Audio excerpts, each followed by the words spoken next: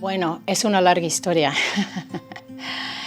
Yo estaba trabajando como sonidista durante las guerras por liberación nacional en Nicaragua y en El Salvador, cuando oí sobre lo que estaba pasando en Guatemala.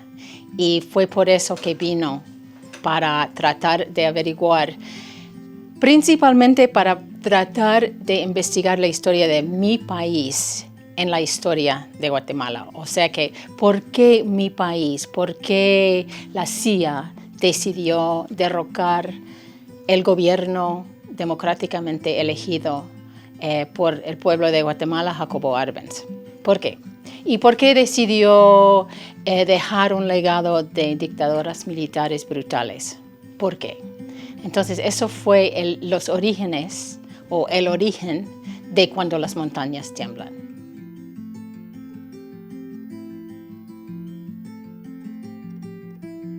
Me siento muy satisfecha por dos razones. Por haber hecho Cuando las montañas tiemblan, por haber contribuido evidencia forense clave en el juicio por genocidio en contra de Efraín Brios Montt, donde él fue condenado por genocidio y crímenes de lesa humanidad. Y la otra cosa es que Cuando las montañas tiemblan contribuyó en poner a Rigoberta Menchú en el escenario mundial, y entre otras cosas. Y 10 años después, ella ganó el Premio Nobel de la Paz. Así que esas dos cosas. Pero también muchas veces personas me dicen que a ver Cuando las montañas tiemblan ha cambiado su vida. O sea que veía la historia verdadera de su propio país, porque viviendo en la ciudad fue dificilísimo entender, comprender qué estaba pasando en el altiplano. Y también conociendo personas hablando desde la perspectiva del ejército, de la iglesia, de la sociedad civil, de la guerrilla. Entonces es como un parteaguas en la historia de Guatemala. Pero yo, siendo joven cineasta, ¿verdad? Yo solamente estaba tratando de basar la historia en principios periodísticos, ¿verdad? Tratar de hablar con cada sector del pueblo que estaba involucrado en la guerra. Y siendo mujer joven y siendo americana de los Estados Unidos, también me dio cierto privilegio. El privilegio que el costo de matarme iba a ser muy alto, más alto que los guatemaltecos, desgraciadamente, eso es y fue la verdad. Y también no me tomaron en serio, ¿verdad? Nunca pensaban que iba a conseguir evidencia forense en el caso de Efraín Brios Montt y también en el caso de Benedicto Lucas García, para condenar a ellos o condenar a Brios Montt y tener evidencia en contra de Benedicto Lucas García 30 y después 40 años después.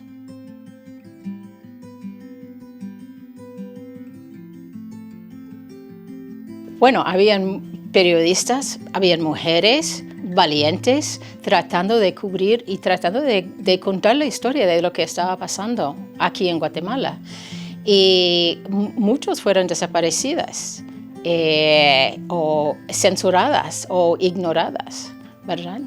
Pero había el intento de tratar de contar la historia desde la perspectiva guatemalteca.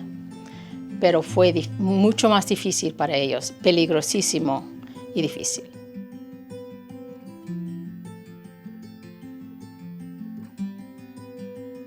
Es un enorme esfuerzo para poder hacerlo. Y los que hicieron los crímenes casi nunca negocian la reconciliación, ¿verdad? O sea que no están involucrados, no están comprometidos a la reconciliación. Pero los defensores de derechos humanos la ven como parte integral por la paz. Entonces es difícil, ¿verdad? Realmente es difícil. ¿Y cuál es la balanza entre reconciliación y justicia, verdad? ¿Cómo podemos, podemos tener reconciliación sin justicia? No creo. Entonces tenemos que tener los procesos de justicia en paralelo a los procesos de reconciliación.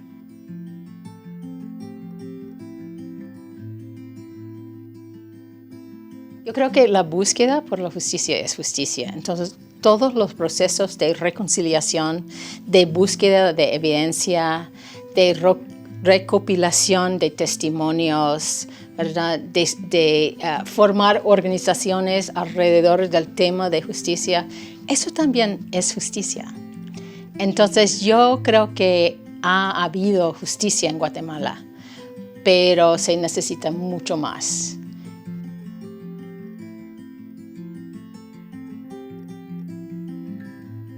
Sí, claro que sí.